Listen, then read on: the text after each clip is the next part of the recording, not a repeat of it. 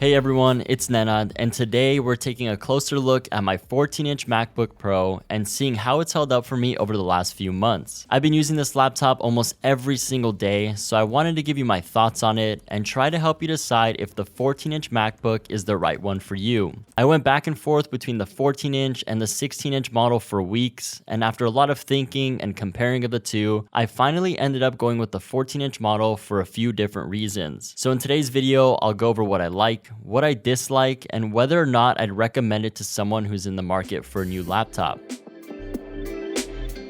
One thing that I knew for sure is that I wanted my next laptop to have some serious power, so I decided to go with the M1 Max chip with 24-core GPUs, 32GB of memory, and a 1TB SSD. This exact build came out to $3,099, so it's not only the most powerful laptop that I've ever owned, it's also by far the most expensive laptop that I've ever owned. I honestly never thought I would spend this much money on a laptop, but I try to look at it as an investment and something that I would get a lot of use from over the next few years. Before I upgraded to the 14-inch, I was using the 2019 13-inch MacBook Pro, and it was definitely lacking in power and in storage, especially when it came down to editing videos for this channel. I would constantly run out of space on the SSD, and editing 4K videos and sometimes even 1080p videos was almost impossible without the fans kicking into overdrive and the computer becoming really laggy and difficult to use. So this new 14-inch MacBook Pro has seriously been such a huge upgrade for me.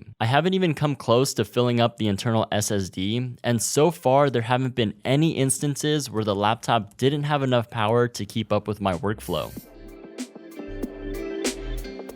Alright, so I've been using this laptop almost every single day since I've had it, and I've thrown all of my tasks at it, including video editing, photo editing, recording audio, and just your everyday computer tasks. And all I have to say is that I've been completely blown away with how fast, capable, and reliable this machine has been for me. Coming from a laptop that I could hardly multitask on, this 14-inch MacBook has yet to have any issues keeping up with everything that I ask it to do. I can have multiple applications running, have tons of tabs open in Safari, all while editing 4K videos in Premiere Pro, and it handles everything with absolutely zero issues, and there's no signs of it slowing down. The biggest reason why I thought it was necessary to upgrade to this specific MacBook is because I needed something that I knew would have no issues when it came to video editing. I use Premiere Pro to edit my videos, and I'm just amazed at how buttery smooth it runs on this laptop. No frames are dropped while I'm scrubbing through footage on the timeline, making edits is a breeze, and color correcting is instantaneous. The M1 Max chip is probably a little bit overkill for my editing style, and I probably could have gotten away with going with the cheaper M1 Pro chip, but it was really important that I got something that I knew would keep up if my video editing became more intensive, or I just ended up increasing my overall workload. One thing that really bothered me about my old MacBook was how loud the fans would get while I was editing videos. Whether it was 4K content or even just 1080p videos, the fans would kick in right away and they would run at full speed the entire time that I was editing. With the 14-inch model, I have yet to hear the fans turn on while editing or while using it for any other task for that matter.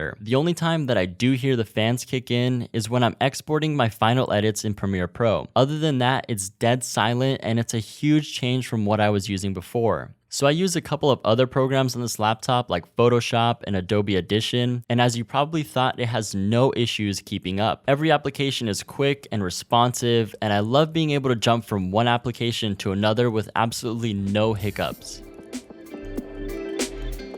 So when the 2021 MacBook Pros came out, I first thought that I really wanted to get the 16-inch version. But after using the 16-inch for about a week or so, carrying it around with me was kind of a pain, and it just felt a little bit too big compared to what I was used to. For me, the whole purpose of a laptop is portability, and the 16-inch isn't necessarily the definition of portable. I typically carry this laptop between my house, my office, and several coffee shops around town, so it's great that I can quickly put it in my backpack and I can be on my way without even noticing that it's with me. So one of the biggest updates on these new MacBook Pros is that Apple brought back a few ports that they got rid of in the previous generation. Now there are 3 Thunderbolt 4 ports, a headphone jack, an HDMI port, an SD card reader, and what I think some people were most surprised about, MagSafe charging is back. MagSafe has been super convenient for me, and I find myself using it mostly while I'm charging at home or if I need to charge when I'm somewhere other than my office. When I'm at the office, I still use an external USB hub that I have everything running into, so typically I'm only using one of the Thunderbolt ports at a time. But I wouldn't have had to spend the extra money on this USB hub if my old 13-inch MacBook had all of the ports that are on this 14-inch model. So I don't find myself getting the full use out of all of the ports just because I still use the external hub, but I'm happy that they're back because I don't have to worry about carrying around any extra dongles with me while I'm traveling or while I'm away from my desk.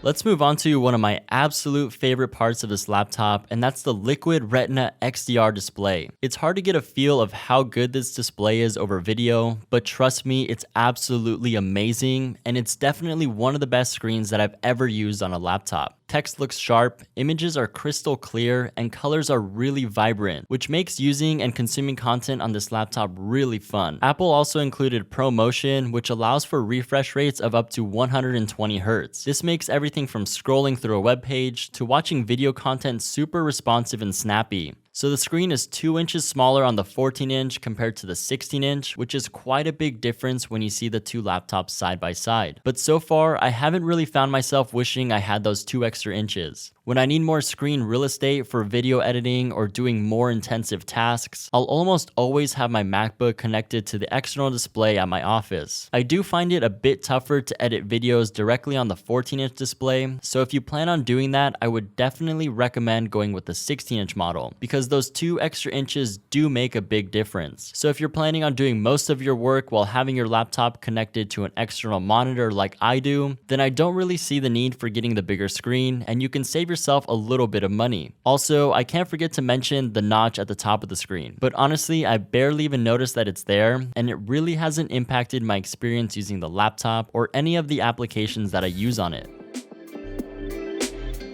Another big change with the 2021 MacBook Pros is that they got rid of the touch bar across the top, which I'm really not going to miss at all. I pretty much only use the touch bar to adjust the brightness and change the volume, and it always felt like it took twice as long as it should. Having the physical keys back brings back some simplicity to the whole user experience of the laptop, and it feels like going back to the basics was definitely the right move from Apple. When it comes to the keyboard and trackpad itself, most of you probably know that Apple has always done a really good job with both of them. This keyboard is easy to type on, it's responsive, and I haven't had any issues with it so far. The trackpad itself feels like your standard MacBook trackpad, and I don't see why Apple would make any changes to it because it's the best in the industry. So no issues or complaints there either. So that's it from me today. Go ahead and drop a comment down below and let me know if you would rather go for the 14-inch or the 16-inch MacBook Pro, or if you already have one of them, let me know how it's held up with your workflow. Thanks for watching all the way to the end, and be sure to hit the like button and consider subscribing to keep up with all of my new videos. Thanks again, and I'll see you next time.